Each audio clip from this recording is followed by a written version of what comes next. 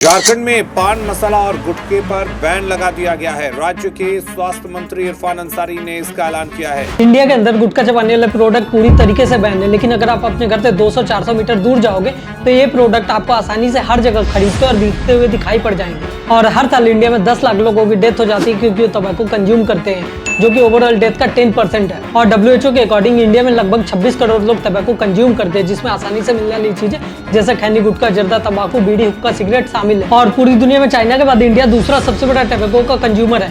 और टोबैको के कंज्यूमर की डेथ इसलिए हो जाती है क्योंकि वो टोबैको को कंज्यूम करते हैं। और हर साल इंडियन रेलवे 1200 करोड़ रुपए खर्च करती है सिर्फ गुटखा के दाग को मिटाने के लिए। और जो पान मसाला का मेन इंग्रेडिएंट है यानी कि सुपारी, इसे IARC ने 1985 में नंबर 1 कार्टेजन डिक्लेयर किया हुआ, यानी कि कैंसर होने वाली नंबर 1 चीज। और बहुत सारी स्टडीज पान मसाला गुटखा का हमारे शरीर पे होने वाले खराब इम्पैक्ट को शो करती है। और इसकी वजह से लंग्स, लिवर और स्टमक में ट्यूमर हो जाता है, यहाँ तक कि हमारी किडनी भी डैमेज हो जाती है और ये स्पर्म को भी अफेक्ट करता है। अब इतने सारे हेल्थ कंसर्न, प्रोटेस्ट और डिस्ट्रैक्शन और सरकार के द्वारा बैन किए जाने के बाद भी आज भी ये मार्केट में खुलेआम बिकता है। और हमारे जो सो कॉल्ड बॉलीवुड के स्टार और सेलिब्रिटी है वो इसे लाइफस्टाइल प्रोडक्ट की तरफ प्रमोट करते हैं, एडवर्टाइजमेंट करते हैं। जरा सोचिए, पान मसाला कितनी बड़ी इंडस्ट्री है जो हमारे सरकार को भी कंट्रोल करती है।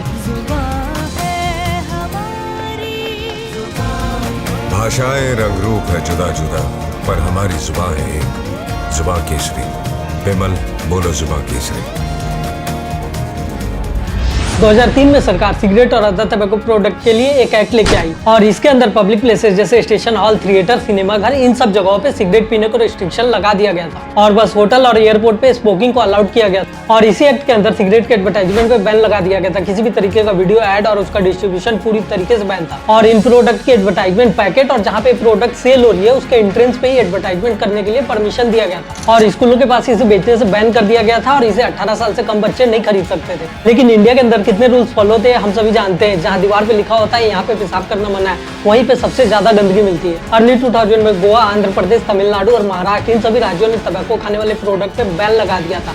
लेकिन बाद में जाके एक कंपनीज ने इन्हें सुप्रीम कोर्ट में चैलेंज किया, जिसमें सुप्रीम कोर्ट ने यह कहा ऐसे बैन हटाने के राइट सिर्फ सेंट्रल गवर्नमेंट के पास है। लेकिन 2006 में खुद सेंट्रल गवर्नमेंट ने इस बैन को इंपोर्ट कर दिया, तो ये सारी कंपनी हाई कोर्ट में गई और उन्होंने बैन पे स्टे ले लिया। लेकिन उसके अगले साल ही NGO द्वारा राजस्थान हाई कोर्ट में पिटीशन फाइल की गई और पिटीशन के बाद हाई कोर्ट ने पूरे के पूरे स्टेट में इन प्रोडक्ट का प्लास्टिक मटेरियल में सेल होने पे बैन लगा दिया, क्योंकि पॉल्यूशन एक बहुत ही बड़ा रीजन था। बाद में ये कंपनी हाई कोर्ट के रूलिंग को लेकर सुप्रीम कोर्ट में गई, तब जाके सुप्रीम कोर्ट ने सेंट्रल को ऑर्डर दिया कि टोबैको प्रोडक्ट प्लास्टिक में सेल नहीं होनी चाहिए। और साथ में सुप्रीम कोर्ट के जज ने गवर्नमेंट को ये ऑर्डर दिया कि पता लगाया जाए इस प्रोडक्ट के इंग्रेडिएंट में क्या क्या है और इसका हमारे हेल्थ पे क्या इंपैक्ट होता है। और बाद में जाके जब सेंट्रल ने अपनी रिपोर्ट सुप्रीम कोर्ट में जमा की, तब जाके पता चला कि इंडिया में बिकने वाले टोबैको प्रोडक्ट में 3095 केमिकल्स हैं और इन सारे केमिकल से कैंसर होने के चांसेस बहुत ही ज्यादा बढ़ जाते हैं, जिसके कारण सुप्रीम कोर्ट ने इन प्रोडक्ट पे बैन लगा दिया। अब जहाँ पान मसाला उस टाइम में गुटखे के साथ मिक्स करके दिया जाता था, उस पे बैन लग गया था। और जो पान मसाला लोग नुक्कड़ पे खाते थे, पान की पत्ती, सुपारी, जर्दा, इस पे कोई भी बैन इंप्लीमेंट नहीं किया गया था। ये बैन बस उन प्रोडक्ट के लिए था जो कि पैकेट में पैक होकर बेचे जाते थे। इसमें सुपारी और कुछ केमिकल, स्लेट, लाइम और प्लेन लैंग्वेज में कहें तो कैल्शियम हाइड्रोक्साइड जैसी चीजें मिलाई जाती थी। और इसे FCCI ने फूड प्रोडक्ट की कैटेगरी में इंक्लूड करके रखा हुआ है। लेकिन मैन्युफैक्चरर इसमें गुटखा यानी कि तंबाकू मिलाते थे ताकि ये प्रोडक्ट बहुत ही ज्यादा अडिक्टिव हो सके। अब 2011 में सरकार ने कहा था पान मसाला एक फूड आइटम है, आप इसको आसानी से मार्केट में सेल कर सकते हैं, लेकिन गुटखा में एडिशनल तंबाकू मिलाया जाता है,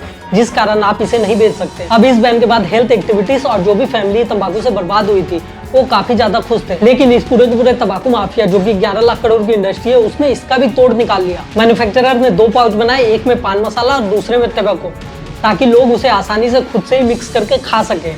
ऐसे प्रोडक्ट मार्केट में लॉन्च कर दिए ताकि कंज्यूमर 2 पैकेट खरीदे, उसे खुद से मिक्स करे और आसानी से खा ले, यानी कि पहले की तरह वो फिर से तंबाकू कंज्यूम करने लगा। और इससे कंपनीज बिना लॉ को वायलेट किए फिर से तंबाकू और कैंसर मार्केट में सेल करने लगी। और सेम वेंडर ने दोनों प्रोडक्ट रखना स्टार्ट कर दिया। अब कंपनी के पास सबसे बड़ी प्रॉब्लम थी एडवर्टाइजमेंट के लिए, तो कंपनी ने इसका भी तोड़ निकाला और उन्होंने इनडायरेक्टली एडवर्टाइजमेंट करना स्टार्ट कर दिया। और इसे सरोगेट एडवर्टाइजमेंट दिखाया जाता है, जहाँ पे आप देखेंगे कि दूसरा प्रोडक्ट आपको दिखाया जाएगा सेम नाम से, भले ही वो डायरेक्टली इन प्रोडक्ट का नाम ना ले, इनडायरेक्टली वो इन प्रोडक्ट को प्रमोट करती है। जैसे कि रॉयल स्टेक को डायरेक्टली प्रमोट ना करके रॉयल स्टेक मेगा सिटी को प्रमोट किया जाता है। और इसी तरीके से पान बाहर, विमल, इन सारे प्रोडक्ट को गुटखे की तरह प्रमोट ना करके इनडायरेक्टली इलायची या तो माउथ फ्रेशनर के रूप में प्रमोट किया जाता है। इन प्रोडक्ट को IPL जैसी लीग में प्रमोट किया जाता है ताकि पूरा का पूरा देश इनको देख सके। और पिछले पिछले साल गुटखे वाली कंपनी ने अपनी एडवर्टाइजमेंट के लिए 350 करोड़ खर्च किए, जिसमें 250 करोड़ उन्होंने टीवी एड के ऊपर खर्चा किया था, जिसमें विमल और कमला पसंद जैसी कंपनीज ने सबसे ज्यादा पैसा खर्च किया था। लेकिन आईपीएल से बड़ा रीच और एडवर्टाइजमेंट पाने के लिए इन कंपनीज के पास एक तरीका है, जो कि है इंडिया के हीरो और बॉलीवुड स्टार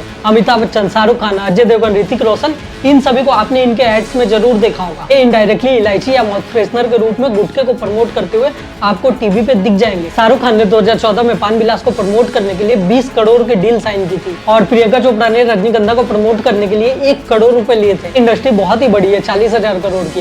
ये इंडस्ट्री एक्टर्स को अच्छे खासे पैसे ऑफर करती है ताकि वो इनका एडवर्टाइजमेंट कर सके और ज्यादा पैसे लेके ये सेलिब्रिटी इन प्रोडक्ट का एडवर्टाइजमेंट कर देते हैं, जिसकी वजह से हर रोज 3300 से ज्यादा लोग मारे जाते हैं और 57 से ज्यादा लोग इसके एडिक्शन में आ जाते हैं। इन बॉलीवुड के स्टार के लिए एंटी सोशल प्रोडक्ट को प्रमोट करना सिर्फ पैसों के लिए ही सीमित नहीं है। आनंद कुमार, जिन्होंने 3 पान मसाला कंपनी के लिए एडवर्टाइजमेंट शूट किया, उनका कहना है ये प्रोडक्ट इंडिया के हर कोने तक पाए जाते हैं। इनकी रीच बहुत ही ज्यादा है, जिससे बॉलीवुड के एक्टर्स भी अपना फैन बेस एक्सपेंड कर पाते हैं। शाहरुख खान, अमिताभ बच्चन, अक्षय कुमार जैसे एक्टर मिडिल एज कस्टमर को टारगेट करते हैं, लेकिन टाइगर श्रॉफ, ऋतिक रोशन और महेश बाबू जैसे एक्टर यूथ को टारगेट और अट्रैक्ट करने के काम आते हैं। ये बॉलीवुड स्टार और एक्टर ग्लोबल फोरम पे जाके कितना भी यूथ को मोटिवेट कर दे, कितनी भी हेल्थ टिप्स दे दे, लेकिन ये ऐसे प्रोडक्ट का ऐड करते हैं जिससे कैंसर होता है और 12-13 साल के बच्चे इसे कंज्यूम करते हैं। और अगर इस एज के बच्चे इन प्रोडक्ट की एडवर्टाइजमेंट कभी देखते ही नहीं, तो इसकी ज्यादा पॉसिबिलिटी है कि वो कभी इन प्रोडक्ट को कंज्यूम ही नहीं करते। और इसका बहुत ही अच्छा एग्जांपल है टाइगर श्रॉफ और महेश बाबू। इन्होंने इन प्रोडक्ट की ओपनली एडवर्टाइजमेंट करने से पहले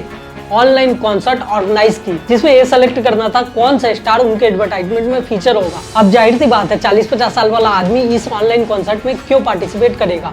ये बस यूथ को टारगेट करने के लिए था। और गुटखा किंग कहे जाने वाले रसिकलाल धारीवाल पर सीबीआई को 2005 में दाऊद इब्राहिम के साथ कनेक्शन के लिंक्स भी मिले थे और कुछ लिंक्स के अकॉर्डिंग दाऊद इब्राहिम ने गुटखा किंग धारीवाल को उनका गुटखा बिजनेस सेटअप करने में हेल्प भी किया था। और रजनीगंधा पान मसाले जैसी कंपनी जागरण और फिल्म फेस्टिवल स्पॉन्सरशिप भी करती है, जिसको कि बहुत बड़े बड़े सेलिब्रिटीज अटेंड भी करते हैं। और आज के समय में ये इंडस्ट्री 40,000 करोड़ की है। 2027 तक एक्सपेक्टेशन है कि ये इंडस्ट्री 53,000 करोड़ की हो जाएगी। अक्षय कुमार, जो कि हेल्दी लाइफस्टाइल और अपने फिटनेस के लिए जाने जाते हैं, वो भी इन प्रोडक्ट को प्रमोट करते हुए दिखाई पड़ जाते हैं। उन्होंने विमल पान मसाला को प्रमोट किया है। बाद में जाके सोशल मीडिया पे जब लोगों ने आवाज उठाई, तब जाके इनकी सोशल रिस्पॉन्सिबिलिटी जागी और इन्होंने सॉरी बोला। पान मसाला कंपनी छोटे छोटे बच्चों को एडिक्टेड बना रही है, ओरल कैंसर को प्रमोट कर रही है। भले ये कंपनी लाखों फैमिलीज को ऑलरेडी बर्बाद कर चुकी है, लेकिन सरकार इनसे टैक्स भी लेती है और ये गवर्नमेंट की इनकम के बहुत ही मेजर सोर्स है। लेकिन दूसरी ओर एक और सच्चाई है, अगर ये कंपनी बंद भी हो जाए, गवर्नमेंट को टैक्स ना भी दे, तो इसमें गवर्नमेंट का ज्यादा फायदा है, सिर्फ मॉरली नहीं फाइनेंशियली भी।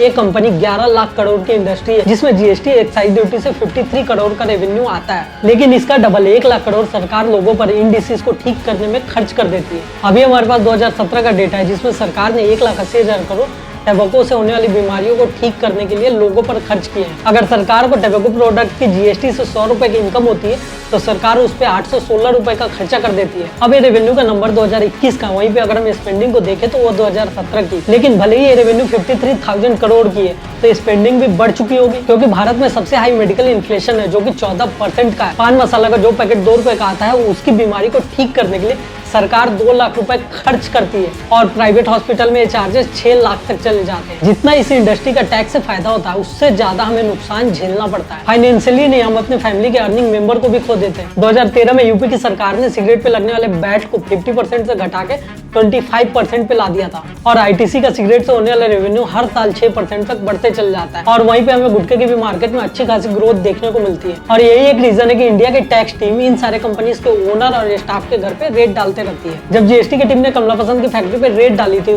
तो उन्हें 1.1 करोड़ का टैक्स रिविजन मिला था। और जब जीएसटी के ऑफिसर ने शिखर पान मसाला और उनसे जुड़ी कंपनी पे रेड डाला, तो उन्होंने 170 करोड़ रुपए सीज किए थे। और जब इनकम टैक्स डिपार्टमेंट ने दूसरे पान मसाला कंपनीज पे रेड डाली, तो 400 करोड़ का ट्रांजैक्शन मिला था। लिस्ट बहुत ही लंबी है और इस इंडस्ट्री से बहुत सारे लोग हर साल मर रहे हैं। और ये इंडस्ट्री कैंसर को बढ़ाने में एक मेन कारण है। इस इंडस्ट्री के प्लेयर्स का डायरेक्ट अंडरवर्ल्ड से कनेक्शन है और वो टैक्स का इन्विजन करते हैं, जिससे हमारी देश की इकोनॉमी को काफी ज्यादा नुकसान होता है। ये इंडस्ट्री हर साल अच्छे खासे नंबर से ग्रो हो रही है। ये कैसे पॉसिबल है?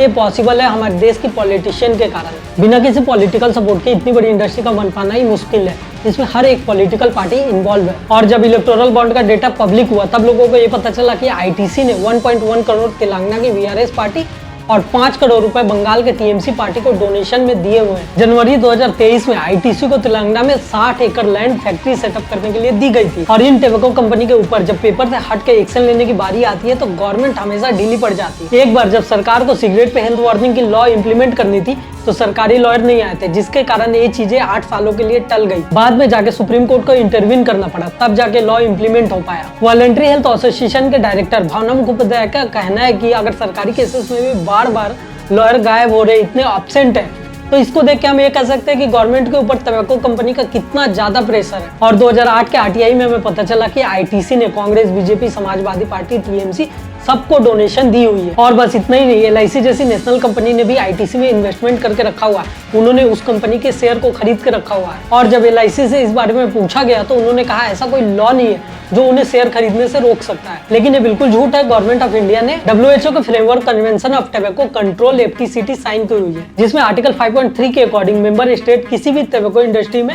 स्टेक होल्डर नहीं हो सकते हैं और ना ही किसी दूसरे तरीके से टबैको कंपनी के साथ पार्टनरशिप कर सकते हैं। लेकिन यहाँ पे बिल्कुल उल्टा हो रहा है। यहाँ पे गवर्नमेंट के अंदर आने वाली एलआईसी रीजन दे रही है, वहीं पे गवर्नमेंट के डिपार्टमेंट का कहना है उनका कोई प्लान नहीं है आईटीसी के शेयर को बेचने का। और ऐसे बहुत सारे एग्जांपल दिए जा सकते हैं, लेकिन ये तो जाहिर सी बात है, इतनी बड़ी इंडस्ट्री बिना गवर्नमेंट सपोर्ट के बनाई नहीं जा सकती और ना ही इतने सालों तक सरवाइव कर सकती है। और ये तेजी से ग्रो ही नहीं कर रही है। हमारा पैसा है, सरकार ने इन कंपनीज में इन्वेस्ट करके रखा हुआ है और ये इंडस्ट्री बहुत अच्छे से सर्वाइव हो रही है और बहुत ज्यादा तेजी से ग्रो हो रही है। और अगर ये ग्रो नहीं होगी तो सरकार ने जो जनता के पैसों को इन कंपनीज में इन्वेस्ट करके रखा हुआ है वो पैसे डूब जाएंगे। और हमारी मीडिया कभी भी इन इंडस्ट्री के बारे में बात करना नहीं चाहेगी और ना ही लोगों को अवेयर करती है, क्योंकि सरकार इसमें खुद स्टेक होल्डर है। लेकिन मीडिया लोगों को अवेयर करने के लिए एक दूसरा काम करती है। गानों में कुछ ऐसा खोजेंगे जिसमें अल्कोहल मेंशन किया हुआ है, उनके अकॉर्डिंग वो ज्यादा प्रॉब्लमेटिक है, ना कि ये इंडस्ट्री जिसको पूरे सिस्टम के साथ ऑपरेट किया जा रहा है और ये पूरी की पूरी सोसाइटी को डिस्ट्रॉय करने का पोटेंशियल रखती है और साथ में देश की इकोनॉमी को बहुत ही ज्यादा नेगेटिव इम्पैक्ट करती है। लेकिन इसके बारे में मीडिया कभी भी बात नहीं करती है और ना ही करेगी। अगर आपको वीडियो पसंद आया तो इस वीडियो को लाइक और चैनल को सब्सक्राइब जरूर करें। बाय, मिलते हैं नेक्स्ट वीडियो।